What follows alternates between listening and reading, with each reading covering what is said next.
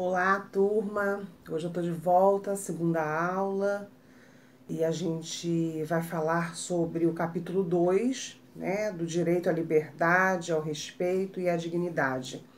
Como todos já sabem, a gente está falando aí do ECA, né, que é o Estatuto da Criança e do Adolescente, e a gente tem visto, né, à medida que a gente tem discutido aí nas nossas aulas, mesmo na plataforma, né, a importância de termos aí o conhecimento dessas leis, dessas diretrizes, né, que dão aí todo o respaldo legal, tanto às crianças quanto aos adolescentes, aos seus direitos, né, a sua proteção, a sua liberdade, direito de expressão, enfim, é tudo aquilo que concerne o direito da criança e do adolescente. Então hoje eu vou começar falando do artigo 15, tá? Vamos lá pegar a apostila para que vocês possam acompanhar. Eu já expliquei algumas vezes que esse módulo é um módulo bastante teórico, vamos assim dizer, por estar ligado às leis, né? E aí qualquer coisa que a gente mude no sentido de uma vírgula muda todo o contexto. Então eu estou sempre lendo, né, na íntegra essa apostila para que a gente possa compreender e realmente não ter nenhuma alteração, tá? Então peguem aí a apostila e vamos começar. A gente vai falar hoje do capítulo 2, tá? Que diz o seguinte: do direito à liberdade, ao respeito e à dignidade.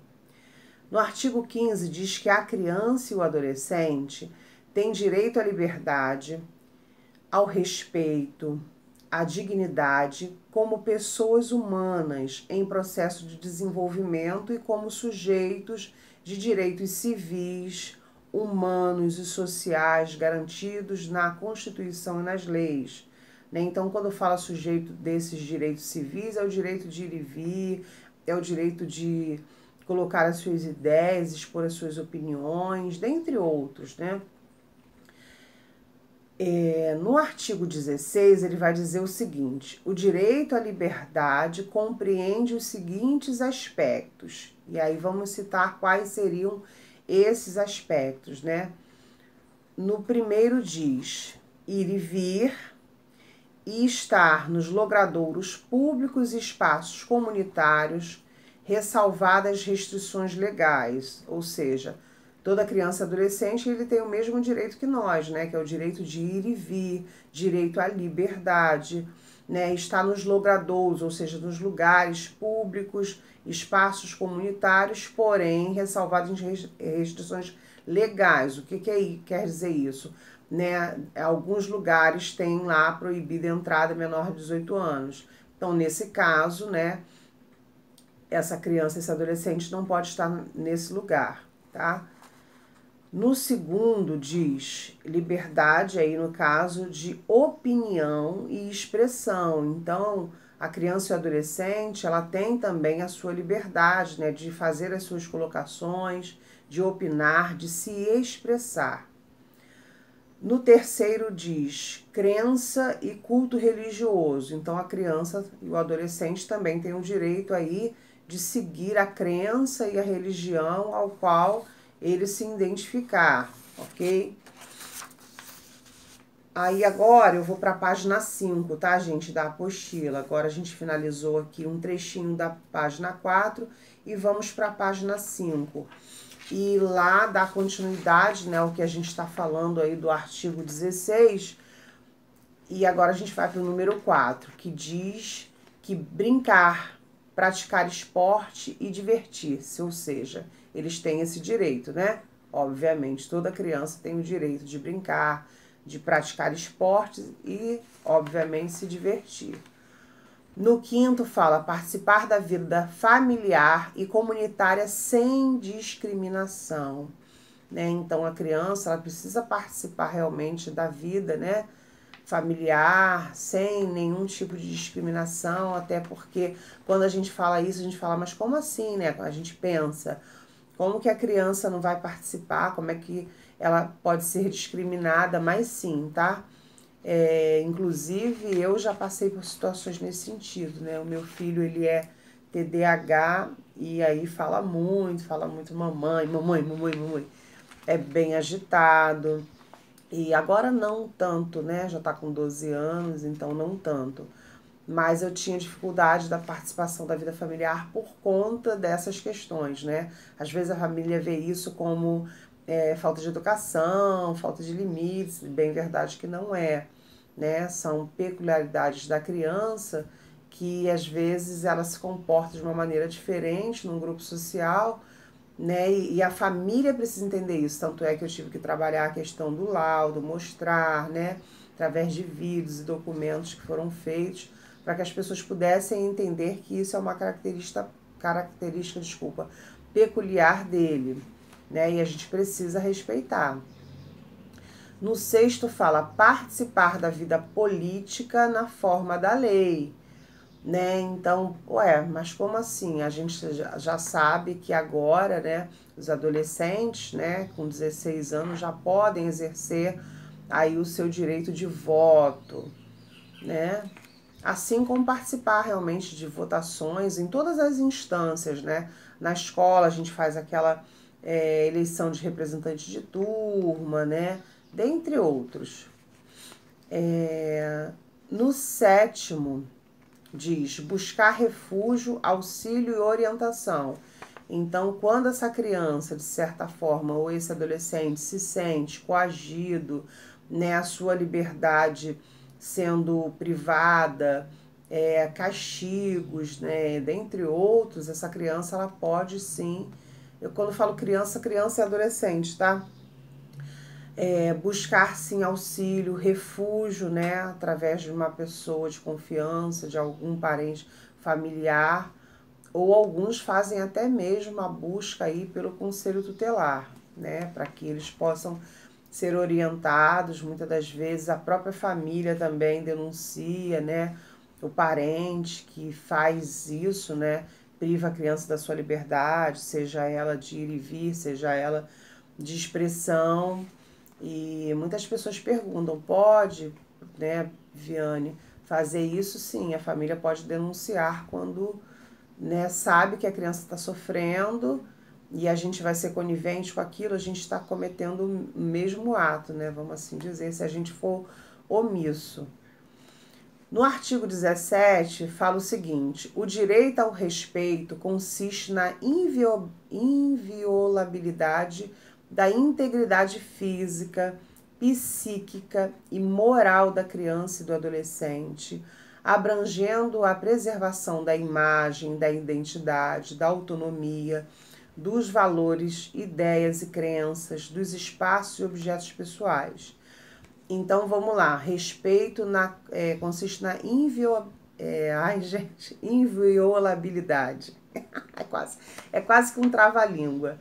Isso significa dizer que aqui a gente não pode violar, né, a integridade física, psíquica, moral da criança, abrangendo a preservação da imagem, né, assim como da identidade. A gente bem sabe que quando a gente até faz trabalhos acadêmicos, né, por exemplo, o estágio, né, que vocês geralmente realizam, vocês não podem colocar, tá, o nome dessa criança que você observou, que você acompanhou na íntegra. A gente geralmente coloca X, Y, idade tal, escola tal, justamente para que a gente possa respeitar a integridade dessa criança, a identidade dessa criança. Eu já trabalho em consultório há anos, faço gravação de todos os meus atendimentos para enviar para o responsável, mas eu não posto nada de criança nas minhas redes sociais, justamente por conta dessa questão de manter a integridade da criança, a sua identidade, né? De forma a preservar realmente, né? Nem todo mundo gosta de que as pessoas saibam que a criança tem uma limitação, tem às vezes um transtorno, né? E independente disso, mesmo que não tenha nada, eu tenho crianças lá no consultório simplesmente para alfabetizá-los, né? E os pais realmente assim não gostam, a gente não pode expor essa criança, tá? Geralmente quando eu coloco alguma coisa, eu coloco sempre uma figurinha, de forma que não fique tão fácil a visualização do rostinho dessa criança. Não coloca o nome, nada disso, tá? Esse é um cuidado que a gente precisa ter, principalmente enquanto educador, né? Vamos lá, vamos dar continuidade aí. No artigo 18A, tá? Não, primeiro o artigo 18.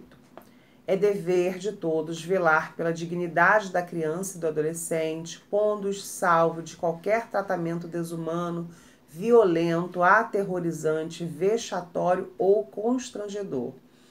Então é dever de todos nós, não é só da família, não é só do poder público, é de todos nós, né?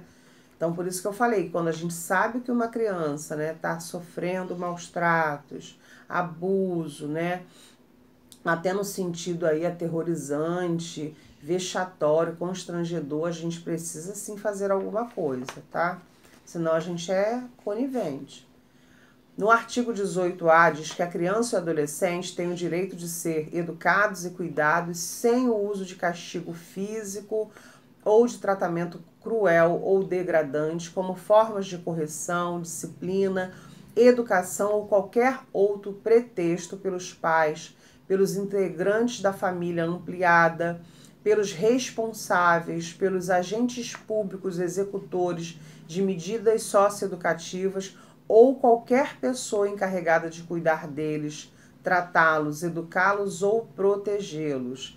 Então a gente pode perceber aí, né, que eles precisam realmente ser educados, cuidados, e todas essas questões que foram colocadas aí, castigo físico, né, tratamento cruel, degradante, não só por parte, né, de toda a sociedade, como ele fala aqui da família, né, que a gente entende na família, vamos colocar assim, constituída, né, por lei, o pai, a mãe, né, e os irmãos, a família ampliada, são tios, avós, né, e assim como também pelos agentes públicos que são executores das medidas aí socioeducativas. Temos aí um parágrafo único que diz: para os fins desta lei considera-se, vamos lá, o que é considerado castigo, sofrimento físico, lesão, tratamento cruel, humilhação. Vamos lá então, diz o seguinte, nesse parágrafo único define o que é o castigo físico, que é o primeiro aí. Ação de natureza disciplinar ou punitiva aplicada com o uso da força física sobre a criança ou adolescente que resulte em. Então, o que é aí o castigo físico, né? É justamente o que ele está dizendo, é uma ação, né, disciplinar punitiva com uso de força física. E aí o que vai trazer, o que vai resultar? Sofrimento físico. Então, um exemplo aí, apanhar, né? E aí entra a questão da lesão. Quando há lesão também. No segundo fala tratamento cruel ou degradante, conduta ou forma cruel de tratamento em relação à criança ou adolescente que humilhe, né, na letra A. B, ameace gravemente. No C, ridicularize. Então, isso aí tudo, né, é considerado realmente castigo, né? É considerado coisas que realmente as crianças precisam ser privadas disso, né? A gente realmente castigar dessa forma não é a melhor forma, isso a gente bem sabe, né? Bem sabe, desculpa.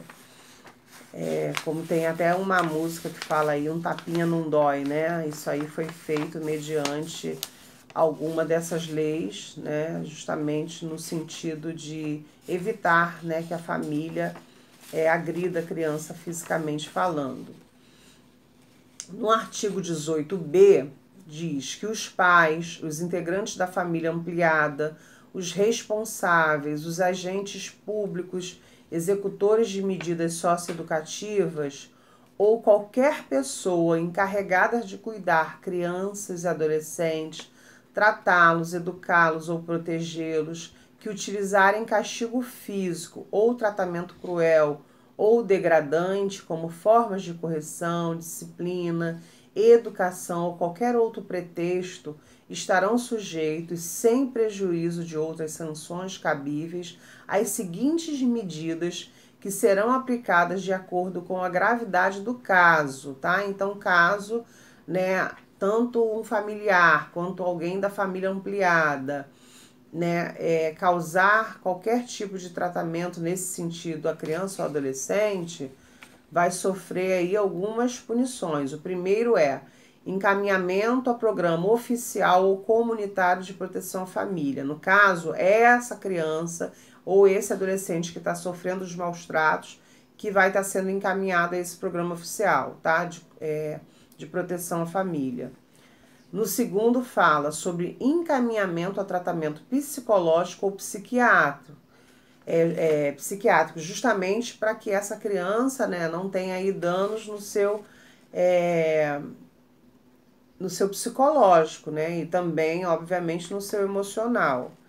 No terceiro, diz encaminhamento a cursos ou programas de orientação. E no quarto, fala sobre obrigação de encaminhar a criança a tratamento especializado. E no quinto, advertência, tá? Só para a gente finalizar essa parte, vou falar aí o parágrafo único, que agora encontra-se lá no topo da página 6, para a gente finalizar esse primeiro vídeo da aula de hoje. Diz o seguinte: as medidas previstas neste artigo serão aplicadas pelo Conselho Tutelar sem prejuízo de outras providências legais, tá? Então, cabe ao Conselho Tutelar tomar essas medidas, ok?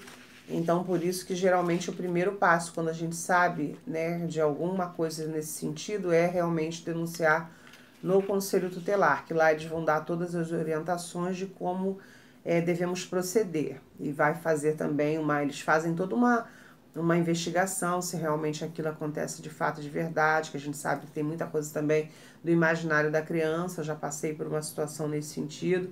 Uma criança me relatava quase todos os dias que era abusada pelo padrasto, e na verdade não era, né? A escola que eu trabalhava, a gente denunciou o Conselho Tutelar, eles levantaram, né, todas as investigações e tudo, e de fato, de verdade, comprovaram que a criança realmente não sofria nada disso. Então a gente tem que ter muito cuidado ao tomar essa atitude também, tá, gente? Então eu vou parar por aqui e depois a gente volta ainda na página 6, no capítulo 4, que fala do direito à educação, à cultura, ao esporte, ao lazer, tá? Beijo, beijo, até já!